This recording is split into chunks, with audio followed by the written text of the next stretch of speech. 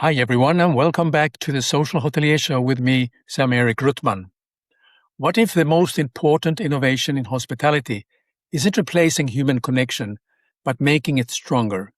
My guest today is Jessie Fischer, founder of GuestOS, an AI-powered guest communication platform designed to help hospitality businesses deliver instant personalized support while freeing teams to focus on what they do best, creating memorable guest experiences. Raised in a family hospitality business near Yosemite National Park, Jessie grew up on the front lines of guest service and has seen firsthand how access to the right information can transform guest experience and in some situations even save lives. In this conversation, we'll explore how artificial intelligence is reshaping hospitality, why guest communication remains one of the industry's biggest challenges, how hotels can better support guests during crisis, and why the future of hospitality may depend on providing the right information at the right moment, not just exceptional service. Before we get started, a quick favor. Many people watch and enjoy these conversations, but aren't yet subscribed to the channel. If you find value in discussions with industry leaders, entrepreneurs, innovators, and hoteliers, please take a moment to subscribe, like the video, turn on notification. It helps me reach more people across the hospitality industry and continue to bring exceptional guests and fresh perspectives in the Social Hotelier. So grab a coffee and sit back and let's dive in. Hi, Jessie. Welcome to the Social Hotelier. It's great to have you with us today. It's so great to be here with you. What's interesting about you, Jessie, is that you grew up inside hospitality business rather than entering it later, like most people, and I entered later in my life. How does that shape the way you see guest experience differently, possibly from other operators today? Yeah, growing up in hotels, hospitality was never abstract to me because I was working in the operations every day. In fact, I was not on the technology side. I used the little technology that we had at the time, but it really gave me that firsthand, real-world insight into navigating a hospitality business. And my family has from building it to from nothing to operating it. So I really saw the full cycle of buying land and then building it, city permits, all that other fun stuff that goes into it. Hospitality is just such there's so many factors. It's not just the front desk. It's not just reservations. There are so many other things that play into it. So what I'm hearing is that your parents or your grandparents has been involved in this business and setting up from beginning the whole hospitality business. Am I right? Yes. So back in the 1970s, my dad saw an opportunity, having not been in hotels or anything. There's just an opportunity to purchase a 12-room motel right outside of Yosemite National Park. And he saw the potential and brought his family into it. And really, that's the whole family was part of it. My grandparents, my uncles and aunts really building. So there's photos from back in the day of just really everyone quite literally building the hotel. And so we're just up there this week with my dad is still in it in the day-to-day. So it's been awesome. Just considering that Yosemite or the area which I visited, in fact, I arrived when I came to the States, that was 50 years ago, as a student. And the first things I visited, I was based in Las Vegas. And I said I have to get out of Las Vegas once in a while. And that's how I drove to the Yosemite area, but actually to the Mammoth Lakes, in fact. So it wasn't quite in the national park. So I have a little bit of a flair of what the area is like. And I was really breathtaking. When I saw when we met and you talked about Yosemite, it kind of brought me those memories that what it's like, and that kind of fresh air and the mountains that you have and the waterfalls and so on. So that's really something that people who visit, and I can see why that area is very popular for people to visit. But you have worked in so many parts in architecture, storytelling.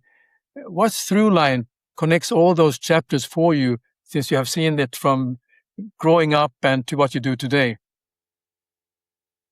Yeah, I've always been very curious about many industries and really how the world works. So I figured the best way to learn those things is to work in those industries. So um, I worked for about 7 years in different uh, early stage startups from, the architecture firm in Carmel and Big Sur. That was not a startup. So that was just, I love outdoor landscapes. I love seeing something come to life from a concept to implementation. And so I also learned there that I was not going to be an architect. So Um, Yeah. but then I worked in, food robotics and education technology, fitness technology, and really all of those things helped me understand more of how the world works. And I think a lot of GuestOS is really based on humans. Okay, so Yosemite seems to be more than just a location in your story. How has that environment shaped your philosophy on hospitality? Yeah, Yosemite is one of the most stunning places on Earth. It's also one of the most complex and difficult to operate in. Any location in nature deals with a significant more challenging environment than if you're not based in nature. Fires, floods, rock slides, and these things happen. They're unpredictable, and you're welcoming 5 million visitors a year to the Yosemite, and you need to be able to navigate those complex challenges. Uh, and Also, aside from all of the nature and natural events that happen, you have just a lot of stakeholders. The national park with the federal government. You have the concessionaire that's currently Aramark for the park. And then you have all the gateway partners, and everyone visiting that area is going for Yosemite. So you have to really find a way to open up those lines of communication to make sure the visitor enjoys Yosemite and stay safe. Yeah. So when a disaster strikes and guests don't know where to go, who's actually responsible for them? The hotel, the destination, or no one? It's a great, it's a great question. I mean, hotels and everyone really, has the best interests of the visitor in mind, and we're always thinking about the guest safety and visitor safety. So I think the incentives are certainly aligned there. Everyone wants the best safety and information to get to the visitors. Um, but I think where it breaks down is in who owns that information. For example, let's just give a recent example of a rock slide that happened on Highway 140, which is one of the main roads into the park. And so we can relay to the guests that there was a rock slide. But Caltrans is the one on site. They're assessing the situation, and sometimes those things, back to nature and its unpredictability, take time to weigh out. And so, really, just making sure that people have that information from Caltrans directly, can see the updates in real time, and figure out what other route they can take to get to us, my family's hotels, or the park. So Okay. So the guest OS, I think now is in a kind of a natural way we can talk a little bit about the app and so on. Most hotel tech, as I know it, is built to sell. Yours is built to inform and protect. Why has the industry prioritized revenue over relevance for so long, in your opinion? I think that just goes back to basic business, right? Like Yeah. everyone's always looking at the revenue optimization opportunities, Yeah. and I I I I saw very early on just the gaps of, in people wanting to book these things. And I've seen this both as a traveler and as an operator. So it's like, okay, wonderful. This great dinner was advertised on site. at this hotel, but I go to the page and there's no way to book it. So it's like there are a lot of gaps there, and it goes back to the foundation and the operations. It's just not optimized for discovery or for actually booking it. And then the execution part. Sure. I remember growing up always suggesting things, a million things we could do for the hotel to my dad. And and then that's where I would learn about all the execution part. Ideas are easy, execution is hard, and that's where you learn about all these things. It's like, oh, okay, sure. I see. So the GuestOS, can you explain a little bit how it works and what it is, in fact? Is it something that you download, or is it something you subscribe to? How take me like the dummy who likes to learn all about that. Well, the great thing is GuestOS is extremely simple, and both for the people using it, the teams, and for the people, visitors and guests. And so, it started as AI voice, and we have AI teammates that are trained on the specific property. No two properties are the same, and we really take that into consideration. So it started with AI voice. So our AI teammates would answer the phones for these properties, and then it expanded to website chat, SMS, and soon email.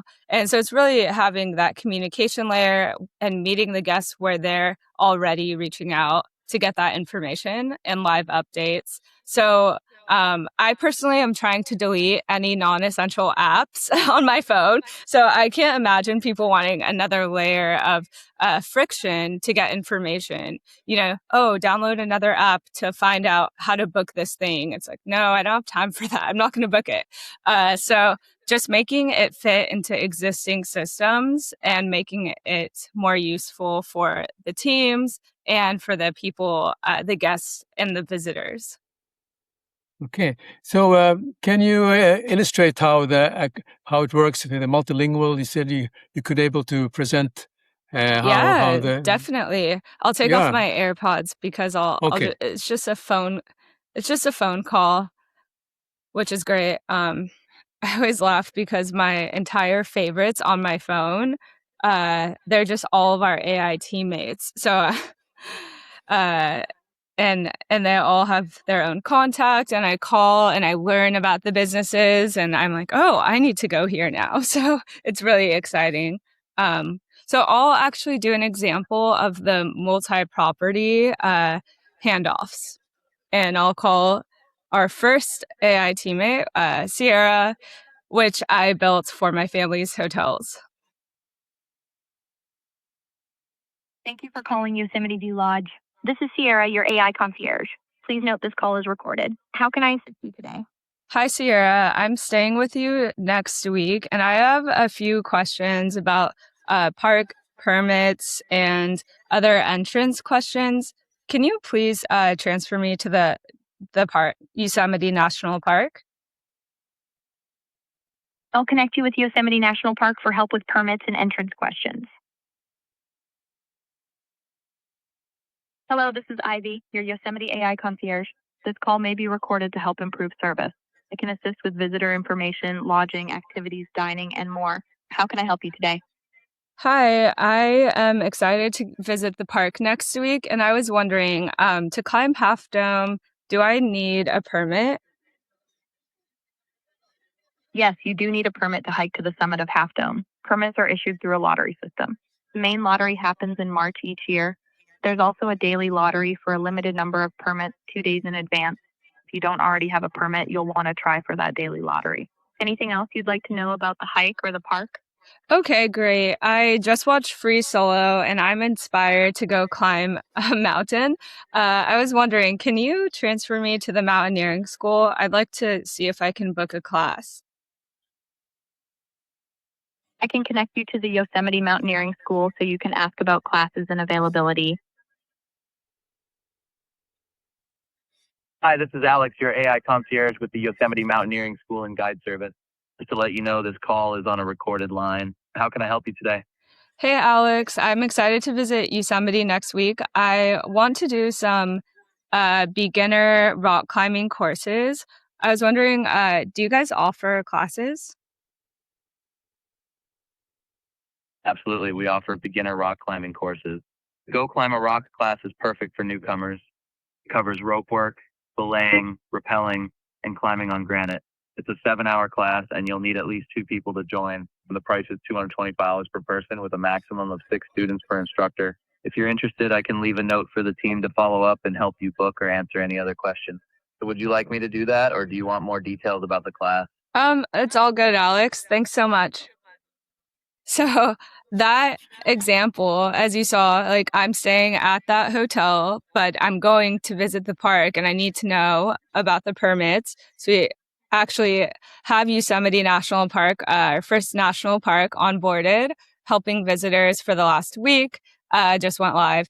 And then the mountaineering school, which is managed by, the concessionaire, they're all different businesses, different departments. And so it's really important. As a visitor, many of them not from the area, they don't know or simply care who's managing what. So it's like, I just need the information. I need to get the information to have a great time. And so GuestOS understands the complexity behind how these systems connect, who owns what, and then navigates the person to the right thing to get the things booked, get the information they need. Otherwise, you end up in this crazy loop of recordings, can't answer anyone, and it's not a good experience. So. Yeah. How does it work for a visitor who is a non-English speaking, or they prefer to be serviced in, let's say, in French or German? Oh, yes. Sorry. I can give you that example too. This is fun. I love, and every teammate has its own voice and personality and name. So, I mean, we're in hospitality. We have to make this fun, and it should be an experience from the very start. No more robotic recordings. So let's go ahead and call, this Celine. Hello, thank you for calling Thompson Palm Springs. This is Celine, your multilingual AI concierge. Please note this call is recorded. How may I help you? Hey, Celine, I'm driving from Los Angeles and we'll probably arrive around 8 p.m. Do you guys have a restaurant that will be open for dinner at that time? Yes, you'll be set for dinner at that time. Our main restaurant is Lola Rose Grand Meze. Dinner hours there are Sunday to Wednesday, 5 p.m. Celine, to my sister Sarah's coming, and can you speak Japanese? 日本語も大丈夫ですよ。サラさんが日本語ご希望でしたら、そのまま日本語でご案内できます。今のご質問はレストランのことだけで大丈夫ですか? What about Spanish? Spanish is no problem either. I can help in English, Spanish, or Japanese for your sister. Whatever's easier in the moment. Okay, wonderful. Can you speak in Spanish? Claro, podemos seguir en español sin problema. Sobre lo de la cena cuando lleguen. Okay, gracias. I know a little bit of Spanish, but certainly not enough for to be hopeful. So yeah, it's really exciting, and our AI teammates that are live in Kentucky have Southern accents. It's really fun, and they have a bourbon trail, and it's really fun from the moment people are talking with and interacting with the AI. It's exciting, and we get feedback from the guests. The GMs are telling us like, wow, people are asking if they can get their AI teammate for their business. So it's funny, just word of mouth, and through using it, we're building trust in AI. And that's been a huge thing for GuestOS. We're the first AI that a lot of partners are using. Like, I think for every hotel that we have on board, we're their first AI partner. And, we have 2 Michelin key properties on board, and it's like the service and the teams are so important. And so GuestOS is something that the teams trust, and that the guests trust. And, it's a win-win. The guests are having a great experience, and the teams don't have to answer repetitive questions. And good. So, I mean, from what I learned now, this is it's a great tool. And once I drive from Los Angeles or San Francisco, I want to connect or learn about rock climbing. I can have a course and so on. I mean, those are things I would have to try to get somebody, a person to speak with, if I can get them online, and try to figure out how I would be able to book all these things. So if AI can now replicate all these service interactions, what becomes the human edge in hospitality going forward? Because now you have these AI agents who are doing a great job in different dialects. Yeah, it's actually pretty amazing because it's a full circle moment where the teams get to focus on doing what they love. I talk to all the teams and they're answering all these questions that are FAQs or directions, how to get here. But what do they love doing? They love teaching the mountain climbing courses. They love doing the river rafting. They love creating these experiences for guests on site. And so now it frees up time for them to go do these things. And that's really what the industry has been lacking for all these years. Our time has been spent, doing the admin side of things, the repetitive, where when you ask people what their favorite memory from a trip is, it's usually that experience, that in-person conversation, hearing what was your favorite thing, or about the locals' favorites, and that storytelling aspect. It's not about I had the perfect firmness of my pillow or whatever. It's not going to be that. No, not at all. I don't. At least I hope not. No, not at all. Yeah, I mean, he's great. So where do you see this idea going from what you have now developed from originally what the idea was, and now you are expanding heavily. Where do you see the future in the application of the GuestOS? Yeah, it's been a crazy journey so far. Since I started this, every week I'm like, oh, it's a big week ahead. And I think I was telling my mom that at the time, and she goes, you say that every week. I'm like, yeah, because every week is a big week. And so I'd say that sums up startup life pretty accurately. But yeah, I started building GuestOS to solve firsthand problems for our own properties. And then I started talking to other hoteliers, and they said, wait, I need this. And there's this trust that's built as hoteliers. You understand the nuances that you just would not get unless you've worked in it. So I think it's still, hotels, and it has expanded into tour operators and events. And so really helping with that communication layer for visitors. And I think I mentioned to you that we're working with Los Angeles tourism and welcoming visitors from all over the world for FIFA. So that's been incredible as well, to be their first AI partner, and to help. We're partnering with Los Angeles tourism, or technically not FIFA directly, but with Los Angeles tourism to welcome all the guests and visitors. And in a location and city as complex as Los Angeles, transportation and all the languages, and they have 88 cities and 10 million residents. There's a lot to navigate there. So it's been really incredible to just see what happens when number one, seeing what people are asking for, where the gaps are, and then number two, helping get people the information. Yeah, but considering now this the FIFA World Cup event is such a huge event. I mean, the millions of people are following, and that you are now had an opportunity to actually provide service to Los Angeles about this. Any particular things that you have learned, something that you know before about this?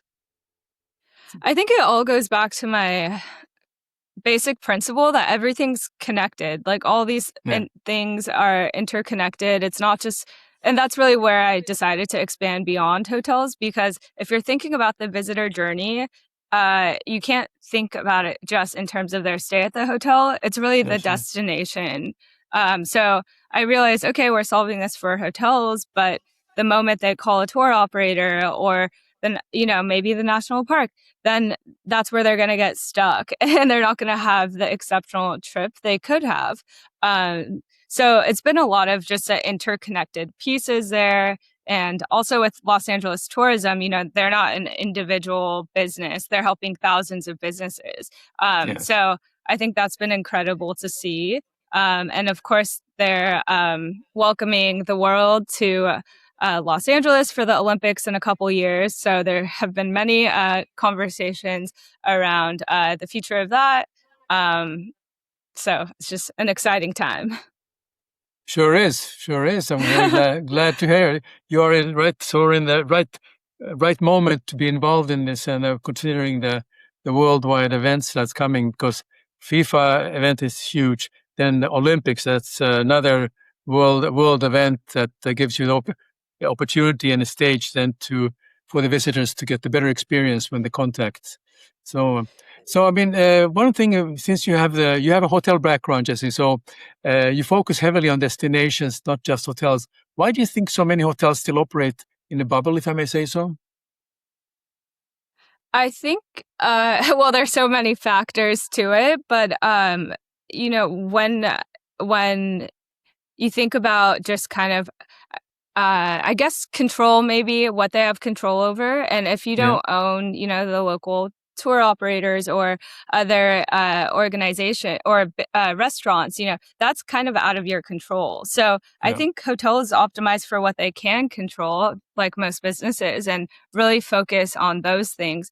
But I do think we're in an era where people are just adding on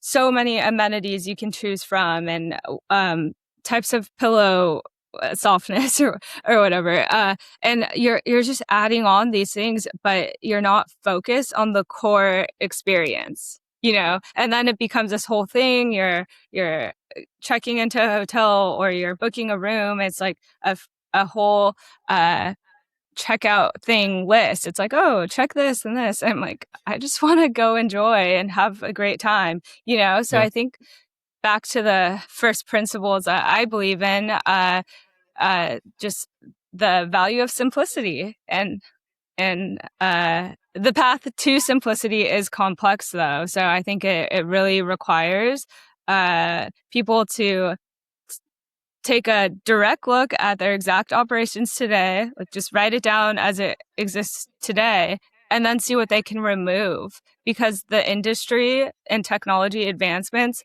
are moving at a pace faster than we've ever seen. And now there are so many new ways to do things, and you can remove a lot of the things that caused friction or delays. And so I think being open-minded to those changes.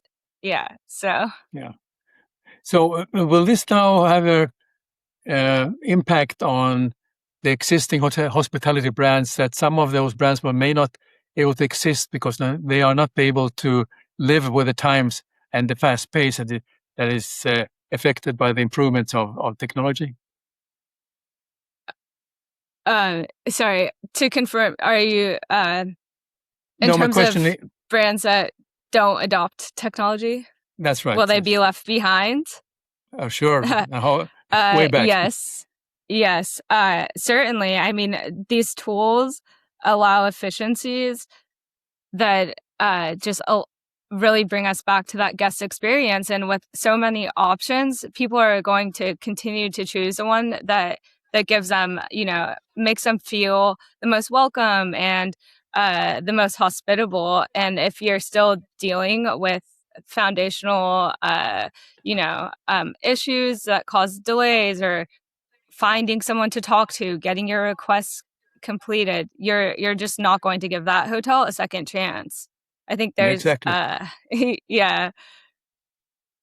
I mean, the situation now, most of the, let's say, luxury hotels that has traditionally been servicing what I call the baby boomers, and the baby boomers are towards the end of their enjoyment lifespan. They don't maybe travel as much. Now you have the next generations who have to be catered to. So it seems to be what you're doing now with the technology that is available is actually catering to that generation who is going to be easily for them to accept the services of the hotel and also destinations who have the ability to use kind of GuestOS services than the traditional hotels and destinations that are quite of maybe restricting themselves or using maybe the old school ways.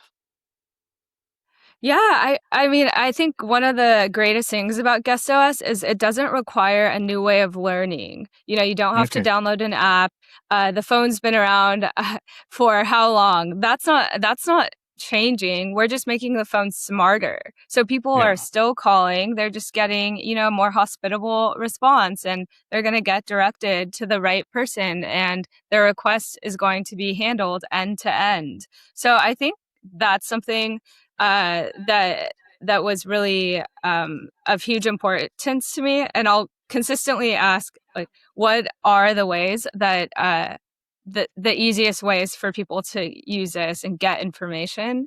And with the Los Angeles wildfires that happened last year, and we partnered with Malibu Foundation and Compass Real Estate down there to help people get information, find a new home after their home burned down. And that was something that wasn't exactly in our roadmap, but my family's lost 2 homes to wildfires, and if I was able to help some other people get the help that I wish I had, there was no way I wasn't going to do that. And a lot of good came from that. People got the information they needed, but also people during one of the most challenging times of their life were able to communicate with our AI teammates and would even give us the feedback, like, who helped me? They were so kind. And that's really important in this new era of AI and all these agents. I call ours teammates, but it's really important to get that right. And so something as easy as a phone call that actually a lot of people calling and using the AI hotlines during the wildfire were older, and that's super important to be able to get information to people easily. Okay, very good. All right, I mean, we covered a lot of area here. So has building the GuestOS made you more optimistic or more critical about the future of the hotel industry?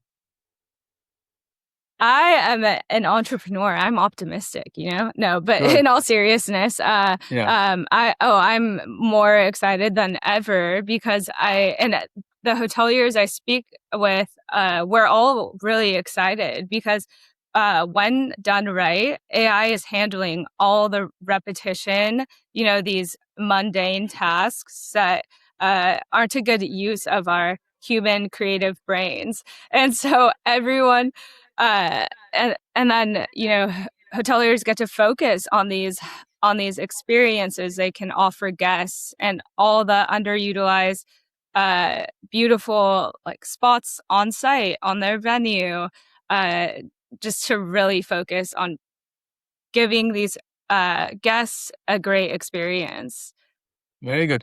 So before we move in now to our final segment called Off the Mic, if people who have seen this episode with you, Jessie, and would like to connect with you, I'd like to learn more how they could actually get some detailed information that would help them for their property and so on. Who should they contact? How can they reach out to GuestOS? Sure. The best way is probably LinkedIn. I'm an inbox zero type of person, so I'm always checking all my messages. And I would, at the very, I guess one of my favorite things to do is connect with fellow operators and talk about the future of the industry and really collaborate. So. Very good. So, of course, that's my question is also, where do you see the future of the hospitality? Yes. So I think the future of hospitality will be more human. Like the best technology gives us time to spend, with each other and staying present. I think that's a huge thing. So much of travel and being on site, you're just constantly searching, like, oh, how do I book the whatever river rafting or mountain thing? So you're constantly just like searching, and you don't have a lot of time to just stay present and enjoy the moment, enjoy where you are. And I think that technology advancements will allow us to do that. So things are booked, and then you can go enjoy and stay present. Very good. And also the front desk can stay present because, you're checking in, phones are ringing. This happens at every hotel too. It's not just a certain type of hotel. It's every hotel. You're checking in, there's a line, someone is answering the phone, or, it's like this level of not being present because there's so many things going on. I'm quite keen on certain things that are a little bit outdated in hotels, like the front desk. Do we need a front desk anymore? Is there a way around how we can just get rid of that, because we still have the person who is going to look after the guest when they're arriving, not from behind the guest, but maybe there's more of a different way. But taking all the technology we have with the smart glasses and etc., that you can recognize the guest automatically. I call them by name and so on. I'm just interested to see your view on where all this technology to provide a better human service is going, and where do you see it, where are we going with this, in your opinion? Yeah, there are so many advancements. I think sometimes the line gets taken a little too far where it becomes almost creepy, because the most important thing is to remain genuine. So if I'm like coming into a hotel and they're like, "Hey, Jessie, how's your dog Remy?" and I never told them about Remy, I'm just like weirded out, just be human. I think that, so I've definitely heard from people who haven't been in hospitality these ideas that are certainly more on the line of being creepy and like invasive. So I think when you really break down what makes front desk experiences less pleasant, it's really the logistics side of things.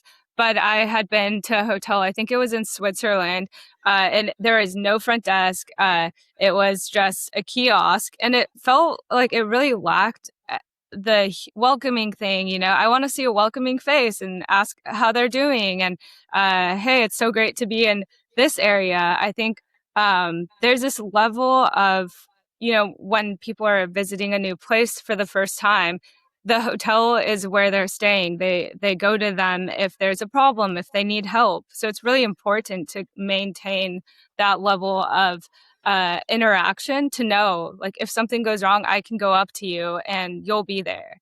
So I think I also mean, for me, it's very important that there is you can you have a person you can connect with, and sort of a welcoming person who is actually, and don't ask kind of creepy like they seem to know you very well. I'll give you an example of a hotel I visited. We visited in Seoul, in Korea, and it's a very small hotel. You walk into the lobby, and actually you don't see a person, but you see this dinosaur is roaring when the door opens.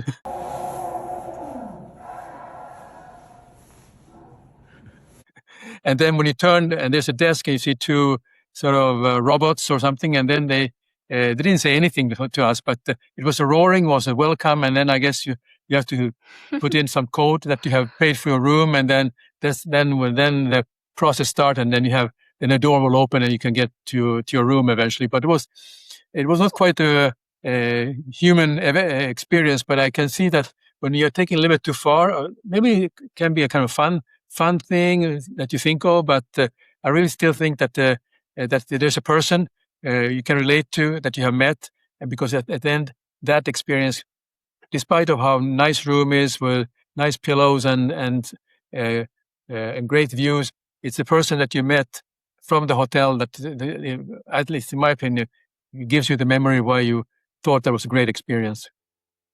Exactly. Although I think my 6-year-old nephew would love that dinosaur hotel. Would be the best thing. Yeah. But yeah, I think when you go to all of our industry events and, people are in hospitality for so long because we don't want to leave. Like, it's the people at the core. It's knowing Yeah. firsthand, what was your favorite experience? And like, oh, it was the front desk person telling me their favorite, place to get tacos, the local places. Like, I don't want you, those are the moments that matter, I think. Sure. Very good. All right. Let's move over to the off the mic. This is more of a kind of a quirky and funny questions. I mean, I don't say that we haven't had funny conversation already, but these are going to be more of the things we'll learn a little bit about Jessie. That I haven't prepped you on this, so it's going to be a little bit of surprise. But I think I would be interested to know, what is your first musical memory or a memory from your childhood that when you hear it again, it brings you memories from your parents or your home or something? Musical, as in an As a actual. music that you hear. I see. I think, okay, this is really random, and I bet you if my dad even sees this, but it's so random, but always just like him whistling in the morning, and like I don't know, I just remember being like, oh, it was such a just positive, like, oh, really, anything that was going on, it'd be like, don't worry, like, we'll figure it out, and always maintaining that optimism. I think now, having gone through some of the things firsthand, I give him a lot of credit, and also just maintaining it. It's like, no problem is too big to solve. Like, we'll figure this out. So I think, that kind of just, even though it's not a specific song, but it's a memory. And also, of course, Yosemite, just the rushing water or the sounds of the birds. And I've been there hundreds of times, and every time it's just so grounding, so centering, in the best of times and in the worst of times. So I think just sounds of nature. Wonderful. Well, I think that's a very nice way how you describe this. If GuestOS had a human personality, how would you describe it? A human personality? Oh man, that you are these are some good questions. I love them. They're making me think. And that's a good thing, I would say, if I were to choose a voice of kind of just it, maybe Morgan Freeman's voice, because it's so calming and really helpful. And then I guess personality, really Disney comes to mind. I've read a lot about and just the way you feel, they've done exceptionally well with making people feel like it's the happiest place on earth, and the energy and the characters they bring to life. And we're doing that, and we're giving that tool to everyone's property. And, their AI teammate is someone that they don't call it GuestOS. They're probably like, what is GuestOS? Because they all have the names that they give, and they create their characters based on their business. But we definitely, now I'm going to have to think of this. Right. What's one travel moment that completely changed how you see hospitality? Ooh, I would have to say South Africa. My family in 2019 went to South Africa. Went to Cape Town, and then we went to and stayed at Shamwari, one of their safari locations. And from start to finish, that hospitality, it made us feel like we were at home. And I think that's the number one thing, hospitality. If you're doing a great job, you make people feel at home while they're on the road. And to the point, they actually did know all of our names when we walked in, which was funny because my sister and I, people will confuse us all the time, and they got it right. So they probably had to study our passport photo or something, but it didn't feel creepy. It was like a hospitable gesture, and just the conversations that we're able to have and really understand from their perspective, like the culture, and really well educated on just the animals. And it was more like that type of hospitality. It didn't feel, it felt very just natural, genuine. And I thought that was amazing. Yeah. That really makes a difference. Not like you're hearing that checking in, ma'am, sir, and how long you're staying, and then you just give your room number, and that's a level of conversation. But you get something more, and you learn about the culture at the same time. So, if you could design the perfect guest experience, what's the one element you would never compromise on? Communication. Good. That, beyond all the increase or I guess I can say at the core, the foundation of all these other things that other companies are optimizing for, which is increased revenue and all that. Well, you have to be able to communicate in a way that, resonates with guests and make that be a pleasant experience. I'd say communication is the core to everything else. Good. Window, seat, or aisle, and does that say something about how you approach business? Ooh, now I want to know your reasoning behind the window, seat, or aisle. I usually choose window because I love the sky and I love seeing the sky. And I think just all the road trips from, Santa Cruz to Yosemite, sometimes in the same day growing up, I would always just become fascinated by the sky. And I would find a lot of joy in it too. I'd like get the whole family, I'd be, you guys have to look at the sky right now. Like, you just have to see this. And I don't know if they thought it was as exciting as I do. So I love the window seat for that reason. And also because I fall asleep on the plane, and I don't want to be sprawled out into the aisle and someone tripping on me. So I just, But now I'm curious, what's your choice? Actually, I take aisle seat because I tend to have to go quite often to wash my hands, if you will. And then I don't want to disturb the person who's sitting next to me. Oh, so. Like me, who's sleeping. Yeah, exactly. Yeah, amazing. Yeah. What does it say about our business? Yeah, that's a question. That's that you have to answer. How about this say about the business? I don't know. I don't really think about the seat. And I've been before, I'm like, I have to have the window seat. And now I'm like, oh, that's okay. I could be happy in the whatever seat. Yeah. Okay. What's a place that instantly grounds you no matter what's happening in your life?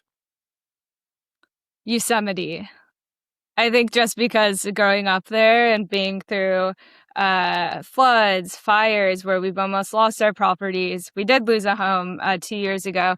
But also, every season, and Yosemite is something you have to experience in person through every season, because that is just the fall feeling of the crisp mornings and then the great weather and the leaves changing, and winter is just magical, and spring, it's like all the waterfalls are full and you get soaked by them and the wildflowers. So but I think it's most grounding because of it humbles you all the time. Like nature is a force, and regardless of what is going on in the outer world, it's stable there. And I think that to me is just I'll always go there for, I guess for the best of times and the worst of times. It's there. Very good.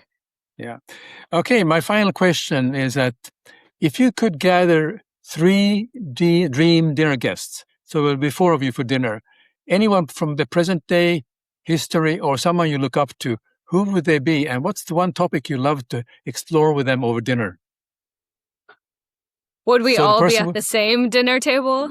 You will be all at the same dinner table, and you have a choice of anyone from the present day or historical figure or someone you admire. Who would they be, and what's the one topic you love to explore with them over dinner?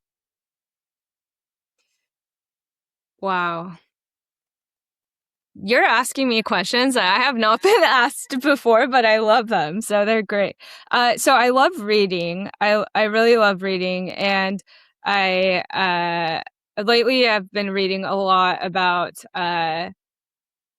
just entrepreneurs who have built categorical changing industries. So I think maybe just if I'm thinking about those things, those things, I would say, wow. I'm reading about, now I have to grab my books. The founder of Hyundai, and that's a fascinating story. Grew up with nothing and is left to build his own way. And I'm actually in the middle of his book now, but it's just like constant hardships and and I think another book, actually their biographies are really similar. It's in terms of the name, it's called My Life, My Story. And another one is, Henry Ford. Of course, if you ask people what they wanted, they say a faster horse. And I think just thinking about that. And then another one, an incredible architect that his just the designs, and a lot of them focus on California and the really preserving the landscapes, but also his life was crazy as well.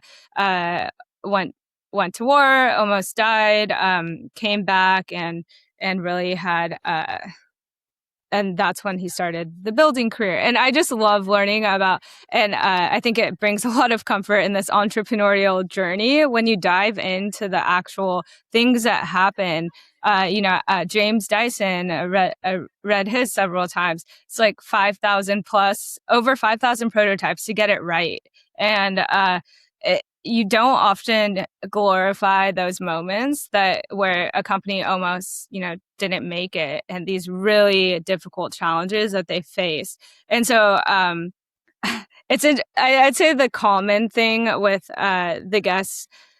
Oh, and of course, I know this might be cliche, but Steve Jobs. I think there's just something about his way of thinking, the design between technology that people love to use, and the art side of it as well. But I think that would be an interesting. Now I'm going to create this scenario and ask what the discussions would be about. But yeah, it was interesting, I'd say. Yeah.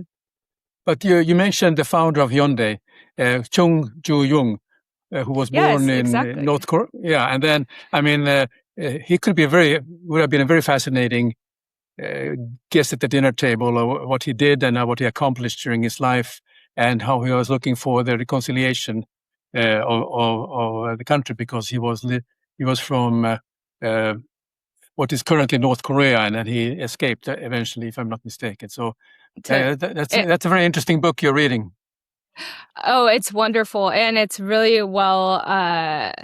The design's amazing, but also he brought the Olympics to Korea. Yeah. And just a lot of firsts. I think it's all these people I said. It's because that